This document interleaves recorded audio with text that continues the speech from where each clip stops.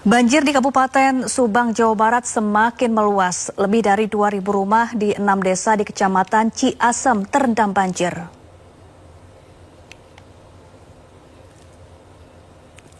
Ratusan rumah di perumahan Grand Texpia di Desa Ciasem Tengah, Kecamatan Ciasem, Kabupaten Subang, Jawa Barat ini terendam banjir.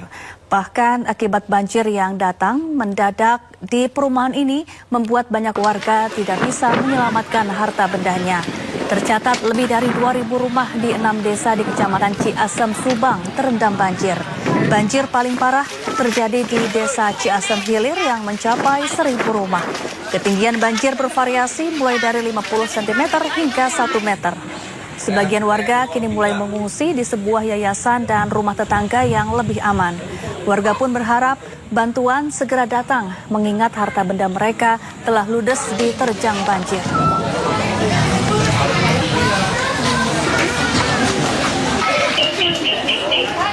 Tahu saya pulang kerja udah kayak gini keadaannya. Istri belum ganti-ganti, Pak. Udah habis semua barang-barangnya, gak ada yang bersisa. Nggak ada yang bisa diselamatkan. Gak ada. Nggak ada yang bisa. Udah gak bisa berbawa baju di badan aja. Ya, 2 sungai tentunya. Kemarin curah hujan yang sangat tinggi di wilayah barat yaitu Purwakarta, Pabuaran, dan Cipendei menyebabkan Kali Cicingol itu meluap. Kemudian dibukanya pintu air ini tentunya berakibat pada luapan di perumahan Grand Texpia. Ya, sudah 2 pekan banjir di Kabupaten Pati, Jawa Tengah belum juga surut. Ketinggian banjir mencapai 1 meter membuat warga harus mengevakuasi hewan-hewan ternak mereka. Warga Pati, Jawa Tengah yang terdampak banjir mengungsikan sapi ternak mereka ke tempat yang lebih aman. Dengan menerjang banjir setinggi lebih dari 1 meter, sapi dibawa menuju daratan untuk selanjutnya diangkut menggunakan truk ke desa lain yang tidak terendam banjir. Mereka berharap banjir di Pati bisa segera surut karena sudah lebih dari 2 pekan aktivitas warga terganggu dan perekonomian warga lumpuh. Hingga kini tercatat 60 desa di 7 kecamatan di Pati masih terendam banjir.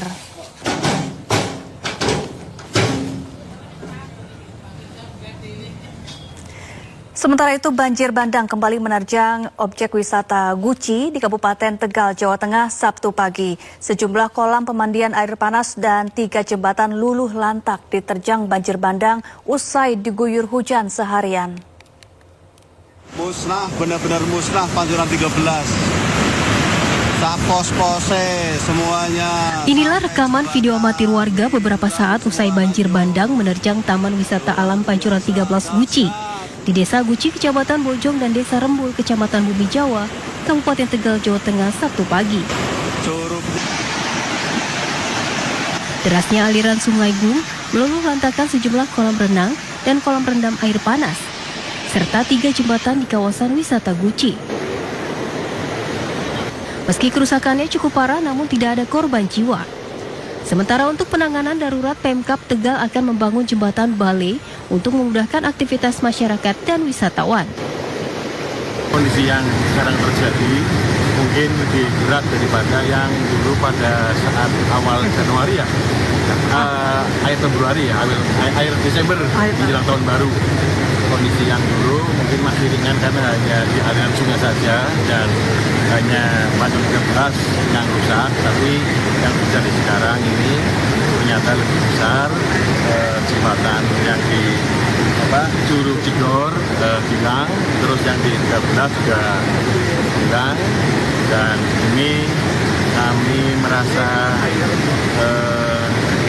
prihatin dengan keadaan yang Ini adalah yang kedua kalinya pasca banjir bandang akhir tahun lalu. Masyarakat menduga banjir terjadi akibat alih fungsi lahan di perbukitan lereng Gunung Slamet. Pasalnya, hutan lindung kini berubah menjadi lahan pertanian sayur mayur. Dari Tegal, Jawa Tengah, Yunibar iNews melaporkan. Pemirsa, normalisasi Sungai Aek Doras di Kota Sibolga, Sumatera Utara terus dipercepat sebagai upaya pemulihan infrastruktur sumber daya air pasca bencana. Normalisasi Sungai Aek Doras dilakukan melalui pengerukan sedimentasi dan pembukaan kembali alur sungai agar aliran air kembali lancar dan kapasitas tampung meningkat. Pendangkalan sungai terjadi akibat tumpukan material sedimen pasca banjir yang menghambat aliran dan berpeluang menimbulkan limpasan saat hujan lebat. Menteri Pekerjaan Umum Dodi Hanggodo meninjau langsung pelaksanaan normalisasi untuk memastikan pekerjaan berjalan efektif dan tepat sasaran. Untuk mendukung percepatan pekerjaan, Balai Besar Wilayah Sungai Sumatera II memobilisasi alat berat termasuk ekskavator, buldoser, dan dump truck. Upaya ini diharapkan dapat menurunkan risiko banjir sekaligus memberikan rasa aman bagi masyarakat di sekitar Sungai Aek Doras. Setelah adanya pekerjaan ini, ya kami merasa kami sudah menjadi lebih tenang, Bang, ya. Karena pekerjaan sudah dimulai dan sungai juga sudah mulai dalam, Bang. Oke, harapannya Bang? Harapan saya sih ke depannya gak ada lagi bencana seperti ini supaya rumah-rumah warga juga aman, warga juga tenang hidup di sini, Bang. Pemirsa, 3 korban pesawat ATR 42500 yang telah berhasil diidentifikasi pagi ini disemayamkan di Aula Politeknik Ahli Usaha Perikanan atau AUP Pasar Minggu, Jakarta Selatan sebelum dimakamkan. Kita akan bergabung dengan Jessica Winoto bersama juru kamera Muhammad Zulkarnain di sana. Selamat pagi Jessica, apakah upacara pelepasan jenazah korban pesawat ATR sudah dimulai?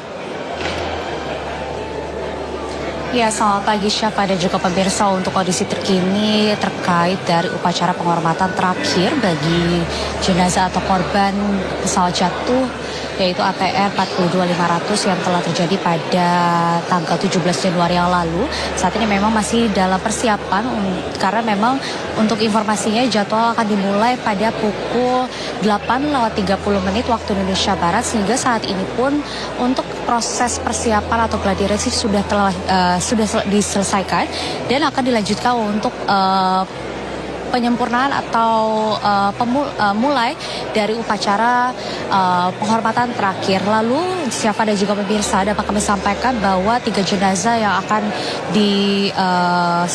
dimakamkan pada hari ini adalah almarhum Ferry Irawan, lalu juga ada almarhum Yoga Naufal, dan terakhir adalah almarhum Kapten Andi Dahananto. Yang mana setelah dari upacara penghormatan terakhir ini, seluruh jenazah akan langsung dimakamkan di tempat TPU yang berbeda-beda.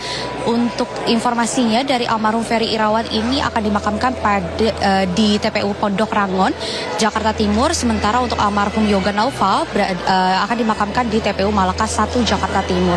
Sementara untuk informasi lokasi pemakaman dari almarhum Kapten Andi Dahananto ini kami belum mendapatkan informasi lebih lanjut, tetapi hal ini memang informasi pasti ya, hari ini semua jenazah akan langsung dimakamkan. Dan informasi juga Syafa dan juga pemirsa bahwa ketiga jenazah telah tiba di Jakarta pada hari Sabtu malam, yaitu kemarin, dan langsung disemayamkan di tempat atau rumah duka. Dan seperti kita ketahui Syafa dan juga pemirsa bahwa ketiga jenazah ini merupakan awak kabin dari pesawat ATR 42500 yang sedang melakukan misi pengawasan laut dengan pesawat tersebut. Namun naasnya terjadi musibah jatuhnya pesawat di area atau kawasan Gunung Bulu Saurung, Kabupaten Pengkep, Sulawesi Selatan. Sehingga hal ini kita akan terus pantau bagaimana perkembangan situasi yang ada di sini. Bila mana ada informasi lebih lanjut, kita akan kabarkan ke Anda. Syafa. Baik, terima kasih Jessica Winoto dan selamat bertugas kembali.